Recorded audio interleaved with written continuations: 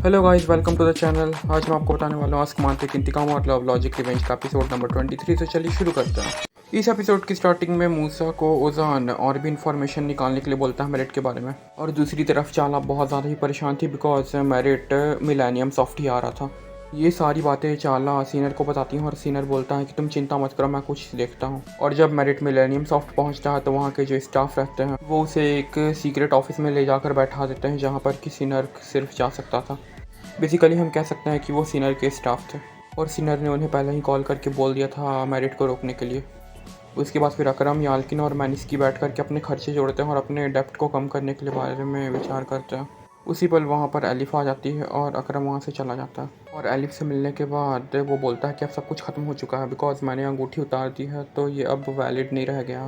लेकिन एलिफ उसे अंगूठी वापस करती है और वापस पहनने के लिए बोलती है। इधर सीनियर ऑफिस आकर के मेरिट पे बहुत गुस्सा होता है और उसे बोलता है यहाँ से चले जाने के लिए, और मेरिट वहाँ से चला जाता है अपने घर और सीनियर से रात में मिलने के लिए बोलता है। फिर ओजान सीनियर के पास आता है और सीनियर से पूछता है कि तुम आज कहाँ गायब हो। तो सीनियर बोलता है कि वो अपने फैमिली के साथ आज अपने कंट्री साइड हाउस में सेलिब्रेट कर रहा था बारबेक्यू। एंड ये बोल करके सीनियर वहाँ से निकल जाता है और चाला को बताता है कि सब कुछ सॉर्ट हो चुका है, तुम चिंता मत करो। उसके बाद नरमीन को दिखाया जाता है जो कि मैनिस्की के यहाँ आती है और वहाँ पर ज़ुमरत आंटी भी पहले से प्रेजेंट थी। जल्दी ही स्ट्रीट चेकिंग होने वाली है और जो भी स्ट्रीट जीतेगी उसके हेड को बहुत बड़ा अमाउंट मिलेगा एज अ प्राइज़।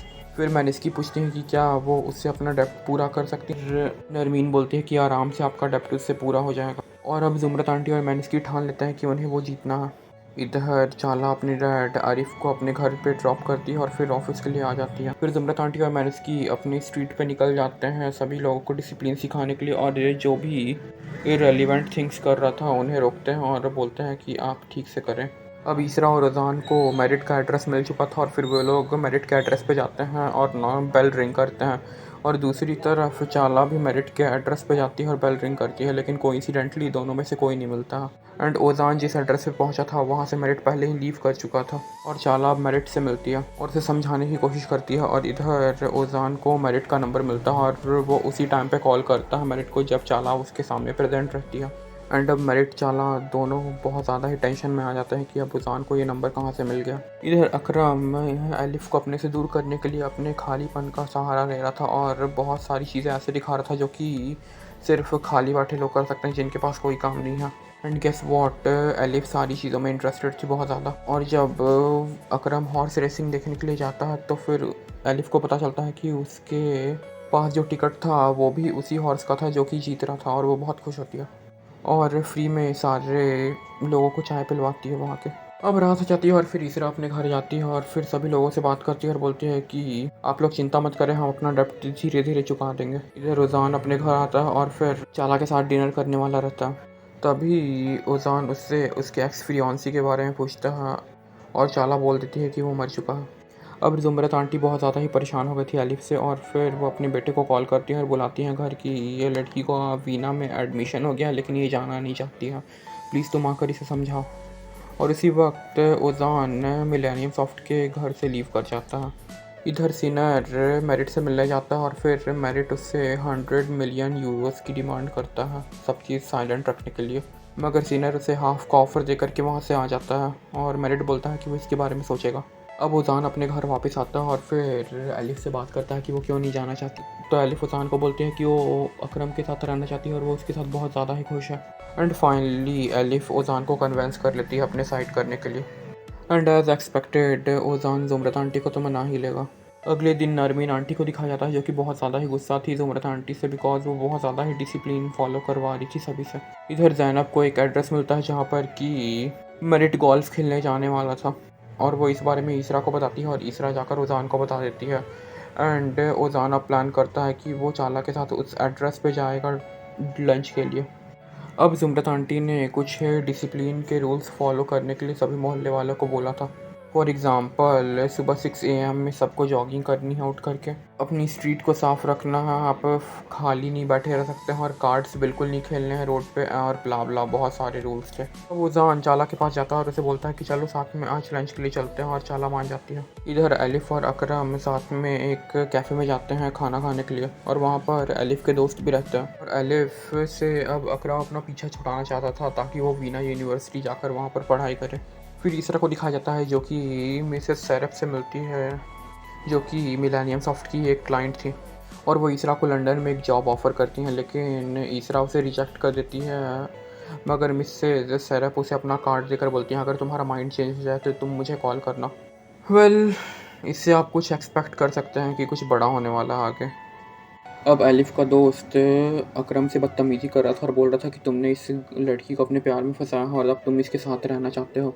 और इसी बात पे बहस होने के बाद अकरम वहाँ से लीव कर जाता है और उसकी एलिफ से लड़ाई हो जाती है। एंड एलिफ भी अपनी अंगूठी अब उतार देती है और बोलती है कि तुम खुश रहो अब। अगर तुम मुझसे दूर ही रहना चाहते हो और मुझसे पीछा छुड़ाना चाहते हो तो तुम मुझसे अब दूर रह सकते हो। एंड इसके बाद अब अकरम को बहुत ज़्यादा ही शौक लगता है और अब वो जान चाला को मेरिट के सामने लेके जाता है, जिसे लेकर के चाला पैनिक हो जाती है। लेकिन मेरिट सब कुछ संभाल लेता है और बोलता है कि चाला और उसका भी कोई भी रिलेशन नहीं है। एंड वो बहुत बार कोशिश किया चाला को अपने साथ रहने बोलने के लिए, लेकिन चाला नहीं मानी। और वो चाला की तारीफ़ भी करता है कि वो पूरी तरह से ऑनेस्ट है, लेकिन ओजान को इस पर विश्वास नहीं होता और वो बोलता है कि ये सब नाटक मेरे सामने मत करो। एंड अब जो लास्ट ऑप्शन बचा था ओजान के सामने वो था DNA टेस्ट, और वो उसके लिए रेडी करवाता है चाला को। अब सीनर बहुत दिनों के बाद इसरा से मिलता है और फिर उससे बातचीत करता है, और फिर तभी उसे मिसेस सैरफ का कार्ड दिखता है। एंड वो इसरा से पूछता है ये सब क्या है, तो इसरा उसे बताती है कि मिसेस सैरफ ने उसे लंदन में एक जॉब ऑफ़र की है, लेकिन वो नहीं जाएगी। और ये सुनकर सीनर बहुत खुश था एटलीस्ट कि वो इसरा को डेली देख पाएगा। अब पूरे मोहल्ले को जॉगिंग करते हुए दिखाया जाता है सुबह सुबह, जो कि बहुत ज़्यादा ही कष्टदायी था। वहीं दूसरी तरफ जुमरत आंटी एक कैडी लेकर चल रही थी। वेल, कैडी एक गोल्फ रिजॉर्ट कार होती है जिस पे कि हम गोल्फ का सामान लेकर जाते हैं। और ओजान इसरा से अब बात करता है और बोलता है कि आज वो DNA टेस्ट के लिए जा रहा है और होप सो कि आज सब क्लियर हो जाएगा। इधर जुमरत आंटी बहुत ज़्यादा ही खुश थी और वो एलिफ के साथ केक कट करती हैं और उसे कॉन्ग्रेचुलेट करती हैं कि अब वो वीना जाएगी, लेकिन एलिफ रिफ्यूज़ कर देती है इस ऑफ़र को और बोलती है कि वो वीना किसी भी हाल में नहीं जाएगी, चाहे अकरम उसके साथ रहे या ना रहे। और अब अगले दिन ओजान चाला के साथ उसका DNA टेस्ट करवाने जाता है बच्चे का। और अब एक अनएक्सपेक्टेड थिंग होती है जो कि कहानी का मूड ही बदल देगी।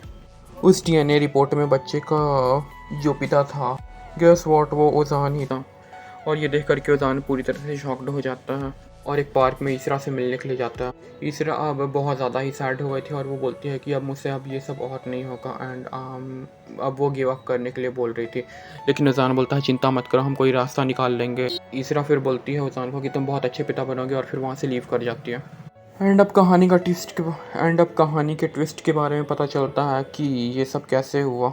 तो चाला बोलते हैं कि मेरिट के कुछ दोस्त उस हॉस्पिटल में काम करते हैं और फिर उसी के हेल्प से उसने DNA का रिपोर्ट बदल दिया। और इस सीनर बहुत ज़्यादा खुश तो नहीं था, लेकिन वो अपनी बहन के सपोर्ट में था अभी भी।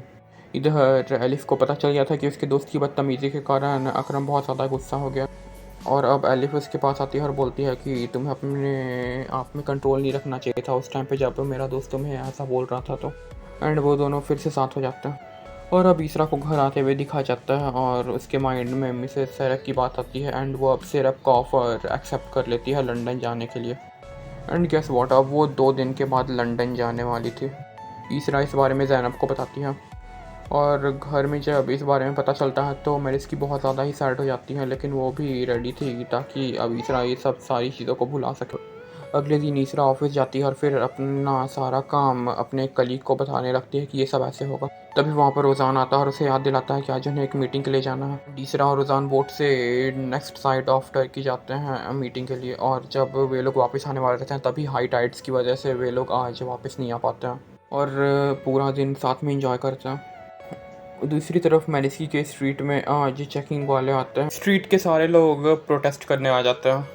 अब रात हो जाती है और इसरा और रोज़ान साथ में डिनर करते हैं और वाइन भी ड्रिंक कर लेते हैं। उसके बाद अपने अपने सेपरेट रूम्स में जाते हैं जो कि बुक किया था उन्होंने। बट एज एक्सपेक्टेड कुछ ऐसा खोया खोया सा लग रहा था जो कि उनके पास नहीं था। वो साथ थे मगर फिर भी साथ नहीं थे। दोनों कुछ ज़्यादा ही बेचैन हो जाते हैं एंड फिर एक साथ अपने अपने रूम्स का गेट खोलते हैं और एक दूसरे को देखते हैं and yes, now they are together. वो दोनों नाइट एक साथ स्पेंड करते हैं एंड सुबह होते ही इसरा वहाँ से चली जाती है। और जब ओजान उठता है तो वो देखता है कि इसरा का एक नोट वहाँ पर पड़ा हुआ था। इधर दूसरी तरफ इसरा की विदाई दिखाई जा रही थी और एक तरफ ओजान अपना और एक तरफ ओजान नोट पढ़ रहा था जिसमें इसरा बोली थी, तुम्हारे साथ बिताए हुए हर एक पल मेरे लिए बहुत ज़्यादा खास है। जब तक तुम्हें ये नोट मिलेगा तब तक मैं लंदन की फ़्लाइट पे चढ़ चुकी होंगी एंड मैं अब ये सब भुलाना चाहती हूँ। और यहाँ साथ में तुम्हारे साथ रहते हुए मैं ये सब नहीं भुला सकती डैड कि तुम अब पिता बनने वाले हो, इसलिए मैं अब जा रही हूँ। एंड इसरा अब लीव कर जाती है लंदन के लिए और आज का एपिसोड यहीं पर ख़त्म होता है।